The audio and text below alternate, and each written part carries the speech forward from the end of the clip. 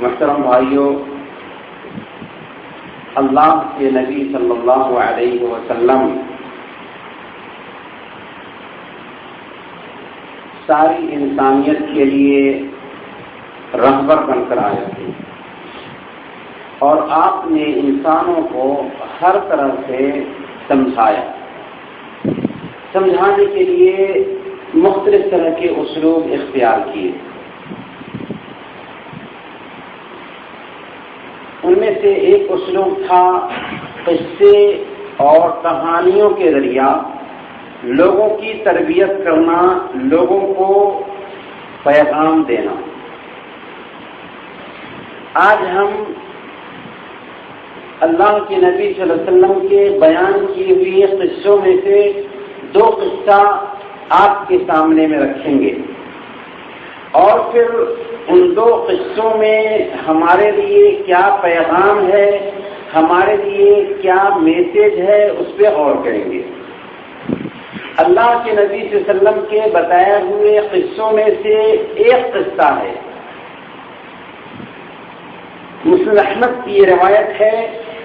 حضرت صہیب رضی اللہ تعالیٰ عنہ بیان فرماتے ہیں کہ اللہ کے رسول صلی اللہ علیہ وسلم ہر نماز کے بعد خاموشی سے کچھ بولتے تھے جسے ہم سمجھ نہیں پاتے اور نہ ہی اللہ کے نبی صلی اللہ علیہ وسلم کچھ بتا پاتے تھے۔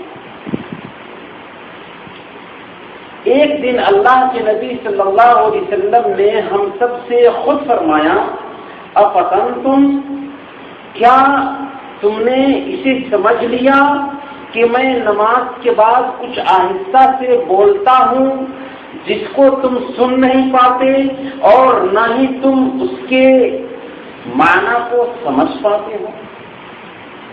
لوگوں نے کہا کہ ہاں یا رسول اللہ، ایسا تو ہے۔ اللہ کے نبی صلی اللہ علیہ وسلم نے فرمایا، میں نے اصل میں پچھلے نبیوں میں سے ایک نبی کے واقعے کو یاد کیا۔ اللہ رب العالمین نے اس نبی کو بہت ساری قوم کی فوج دیا تھا، طاقت اور قوت دی تھی، لیکن وہ نبی اپنی اس فوج پہ اترانے لگے تھے، عجب میں مبتلا ہو گئے تھے، یہ فخر کرنے لگے تھے کہ اللہ پاک نے مجھے بہت ساری فوج دیا ہے، قوت دی ہے، طاقت دی ہے۔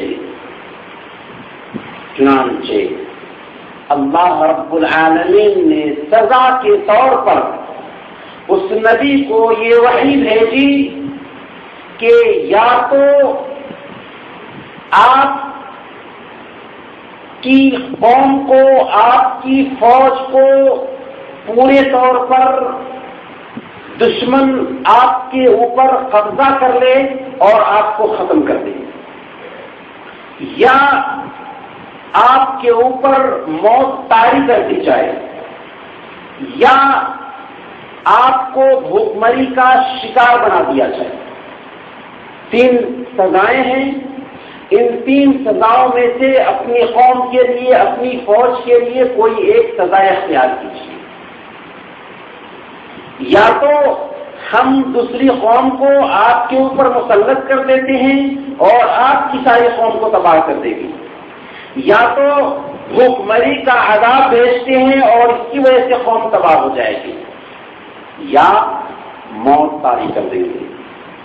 تین سزا ہے، اس میں سے کوئی ایک سزا اختیار کرنا ہے۔ نبی نے اپنی قوم کو اکٹھا کیا، مشورہ کیا کہ تم کیا کہتے ہو، کون سی سزا آسان ہے، کیونکہ یہ اللہ کا فیصلہ ہو چکا ہے۔ تو قوم نے کہا کہ آپ نبی ہیں، آپ ہمارے لیے بہتر سمجھ سکتے ہیں۔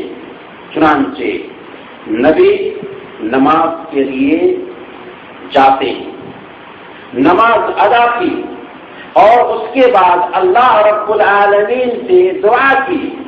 اس حدیث کے الفاظ یہ بھی ہیں کہ وہ لوگ جب کسی مصیبت اور پریشانی میں ہوتے تھے تو نماز کی طرف جلدی کیا کرتے تھے. اللہ کے نبی صلی اللہ علیہ وسلم کا یہی معمول تھا. کان اذا حضبه امر ابتدر الى الصلاة کہ اللہ کے نبی صلی اللہ علیہ وسلم کو جب کوئی پریشانی لاحق ہوتی تو نماز کی طرف جلدی کرتے تھے. بلکہ یہ نبی نماز کے لیے جاتے ہیں، جب نماز سے فارغ ہوتے ہیں تو اللہ تعالیٰ سے دعا کرتے ہوئے کہتے ہیں کہ اے اللہ، جہاں تک دوسری قوم کو ہمارے اوپر مسلط کرنے کی بات ہے تو اس میں ہماری علت ہے، یہ ہم برداشت نہیں کر سکتے، اور جہاں تک بھوکمری کی بات ہے تو اس کی وجہ سے بھی ہم پریشان ہو جائیں گے، لہذا ہم سب کے سب موت کو اختیار کرتے ہیں، کیونکہ ایک دن تو موت آنی ہی ہے. چنانچہ اللہ رب العالمین نے اسی رات 70,000 آدمیوں کو موت دے دیا. 70,000 آدمیوں کو موت دے دیا. یہ واقعہ اللہ کے نبی صلی اللہ علیہ وسلم نے صحابہ کرام کو سنایا. پھر اس کے بعد کہا کہ آخر میں ہر نماز کے بعد جو دعا کرتا ہوں وہ دعا کیا ہے اسے بھی سن لو. وہ دعا ہے اللہم بک اقاتل وبک اصابل ولا حول ولا قوت الا باللہ. اے اللہ، ہم تیری طاقت سے جنگ کرتے ہیں اور تیری ہی مدد سے فتح پاتے ہیں، اور اے اللہ، تیری طاقت اور تیری قوت کے علاوہ کوئی طاقت اور کوئی قوت ہمارے پاس نہیں. یہ قصہ ہے جو صحیح واقعہ ہے، صحیح حدیث ہے. اللہ کے نبی صلی اللہ علیہ وسلم نے صحابہ کرام کے سامنے میں اسے بیان کیا، جس کا خلاصہ کیا ہے کہ اللہ کے نبی صلی اللہ علیہ وسلم کا معمول بن گیا تھا کہ فرض نماز کے بعد ایک دعا کرتے تھے، ایک ذکر کرتے تھے جسے صحابہ کرام سمجھ نہیں پاتے تھے کیونکہ آہستہ سے کرتے تھے. چونکہ صحابہ کرام نیکیوں کے رسیا تھے، اس لیے اللہ کے نبی صلی اللہ علیہ وسلم کی ایک ایک حرکت پہ، ایک ایک ادا پہ دھیان رکھتے تھے. صحابہ کرام کیش کرتے تھے اللہ کے نبی صلی اللہ علیہ وسلم کی ادا کو، یہاں تک کہ اللہ کے نبی صلی اللہ علیہ وسلم پہ احساس ہوا کہ لوگ ہماری ادا کو کیش کر رہے ہیں، وہ جاننا چاہتے ہیں کہ میں کیا دعا کرتا ہوں. چنانچہ ایک روز کہا کہ دیکھو، میں یہ جو دعا کرتا ہوں اس کی وجہ کیا ہے کہ مجھے یاد آیا ایک نبی کا واقعہ. نبی کا واقعہ کیا ہے کہ اللہ پاک نے اس نبی کو اپنی قوم کی بہت بڑی فوج دی تھی، یہاں تک کہ اس نبی کو اپنی فوج پر فخر حاصل ہونے لگا تھا کہ ہم ایسی فوج رکھتے ہیں جس کا مقابلہ دوسری قومیں نہیں کر سکتی. لیکن اللہ رب العالمین کو یہ ادا پسند نہیں آتی، یہ ادا پسند نہیں آتی کہ ہم اپنی طاقت پہ گھمنڈ کریں، یا اپنے علم پر گھمنڈ کریں، یا اپنی دولت پر گھمنڈ کریں. یہ ادا پسند نہیں آتی. اسی لیے اللہ پاک نے اس نبی کو، نبی ہے ذرا سوچ سکتے ہیں، غور کر سکتے ہیں، نبی کے اندر یہ فخر آتا ہے کہ ہمیں اللہ پاک نے اتنی بڑی طاقت دی ہے، اس کے باوجود اللہ پاک اس نبی کو صبر کے طور پر یہ حکم دیتا ہے کہ اپنی قوم کے لیے 3 سزاؤں میں سے کوئی ایک سزا پسند کیجیے گی، یا تو کوئی دوسری قوم کو آپ کے اوپر مسلط کر دے اور آپ کی قوم کو تحس نحس کر دے، یا بھوک طاری کر دے اور آپ کی قوم تباہ ہو جائے، یا موت طاری کر دے. نبی نے سب سے آسان جو عذاب ہو سکتا ہے موت پہ اختیار کیا.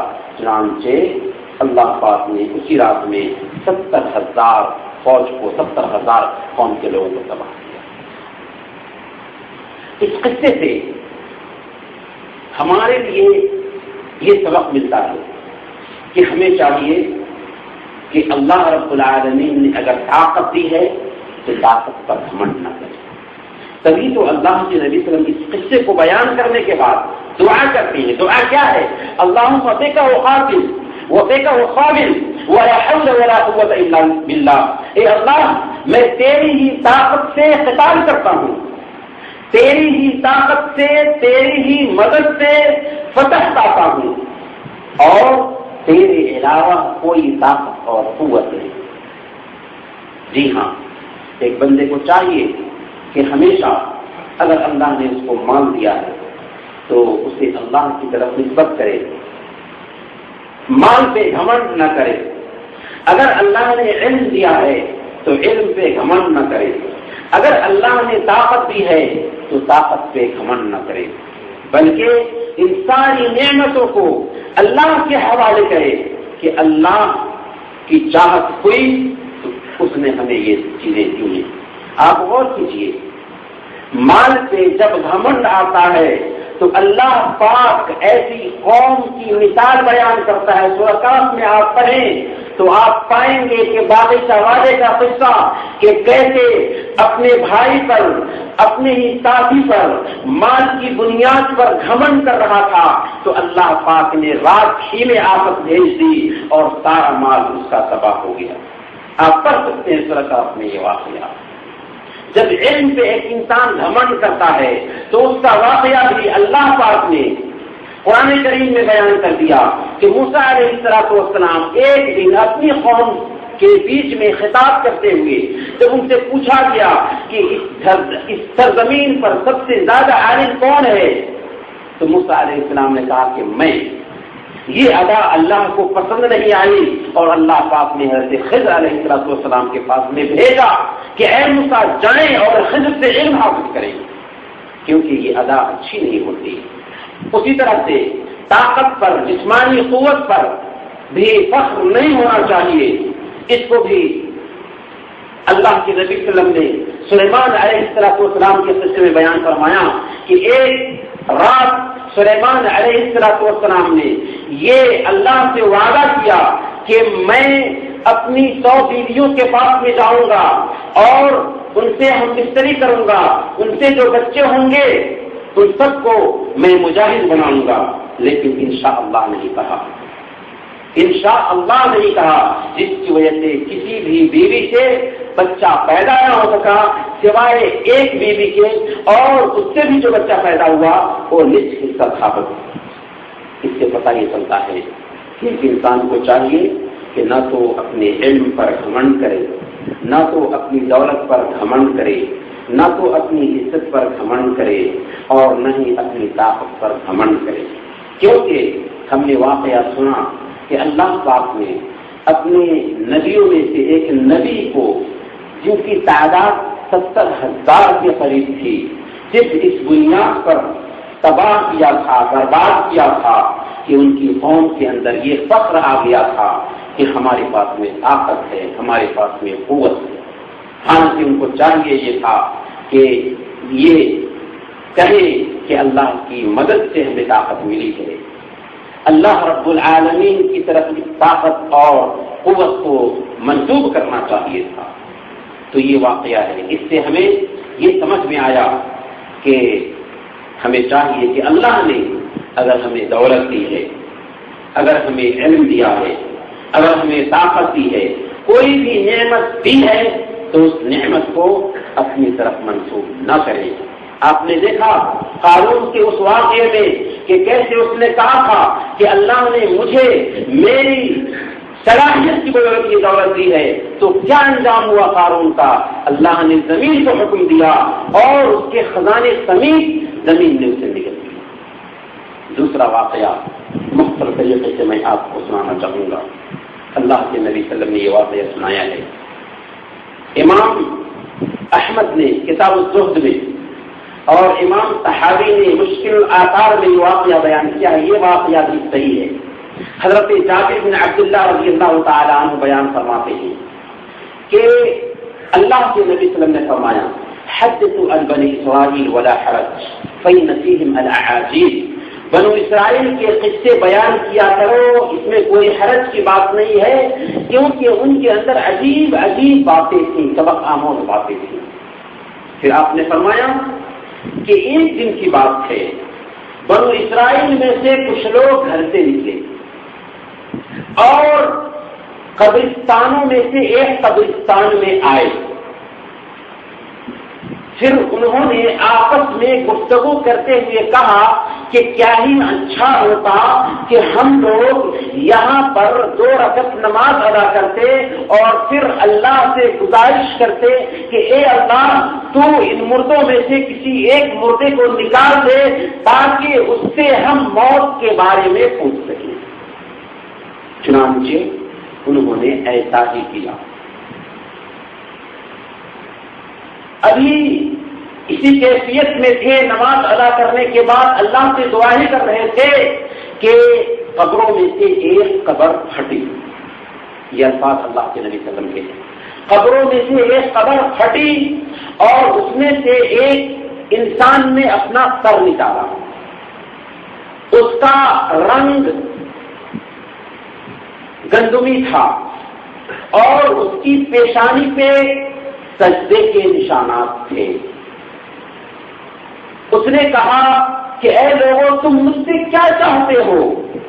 مجھے مرے ہوئے 100 سال ہو چکے ہیں لیکن اب تک قبر کی گرمی، موت کی گرمی اب تک ٹھنڈی نہ ہو سکی. پھر اس نے گزارش کیا کہ اے لوگوں میرے لیے اللہ سے دعا کرو کہ مجھے ویسے ہی برزخی زندگی میں پہنچا دے جس میں میں پہلے تھا. چنانچہ انہوں نے دعا کیا اور وہ پہلے ہی کے جیسے قبر میں چلے گئے اور قبر بالکل برابر ہو گئی. اس واقعے کو اللہ کے نبی صلی اللہ علیہ وسلم نے بیان فرمایا اور پچھلی قوموں کے واقعات میں سے ایک واقعہ ہے یہ اللہ کے نبی صلی اللہ علیہ وسلم نے بیان فرمایا. کس لیے؟ یہ بتانے کے لیے کہ قبر آخرت کی منازل میں سے ایک منزل ہے جو یا تو جہنم کے گڈھوں میں سے ایک گڈھا ہے یا جنت کے باغیچوں میں سے ایک باغیچہ ہے. اس واقعے سے ہمیں سب سے اہم سبق یہ مل رہا ہے کہ وہ بندہ جو قبر سے سر نکالا تھا گندمی رنگ کا تھا، البتہ اس کی پیشانی پہ سجدے کے نشانات تھے. اس سے ظاہر یہ ہو رہا ہے کہ وہ بندہ نیک تھا، تقوی شعار تھا، پرہیزگار تھا، اللہ اور اس کے رسول کی تعلیم کے مطابق زندگی گزارنے والا تھا. لیکن اس کی کیفیت کیا تھی کہ وہ بتا رہا ہے کہ 100 سال میری موت کو گزر چکے ہیں لیکن اس وقت سے اب تک موت کی سختی مجھ سے ٹھنڈی نہ.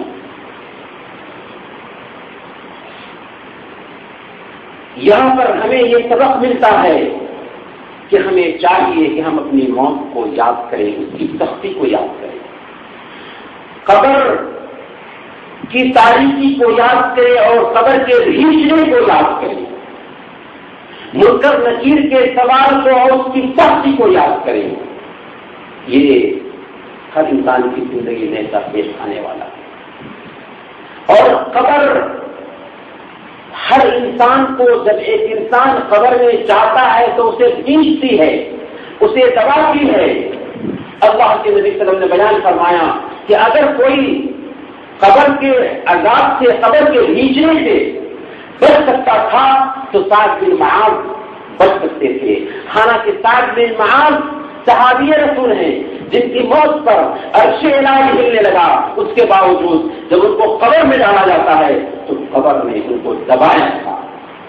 قبر کا کھینچنا یہ حق ہے اور ہر انسان کے ساتھ میں ایسا ہوتا ہے. جو نیک لوگ ہوتے ہیں ان کے ساتھ میں معمولی بھیجنا ہوتا، لیکن جو برے لوگ ہوتے ہیں ان کی کیفیت ہی الگ ہوتی ہے جس کو ہم سمجھ نہیں سکتے.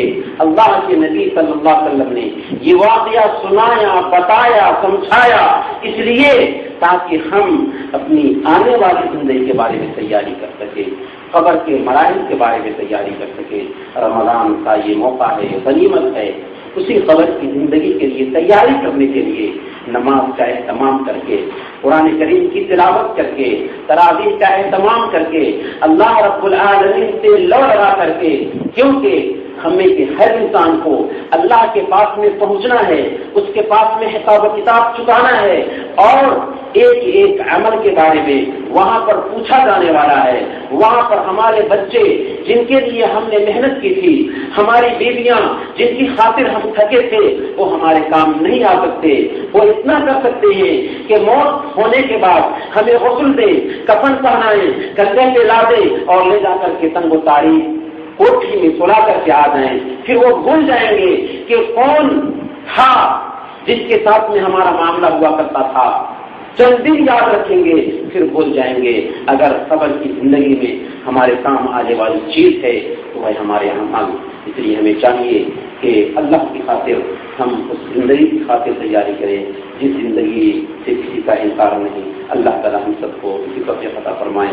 وصلی اللہ علی نبینا محمد وعلی آلہ وصحبہ اجمعین۔ بارک اللہ لنا ولکم فی القرآن العظیم ونفعنا وإياكم بالآيات والذکر الحکیم۔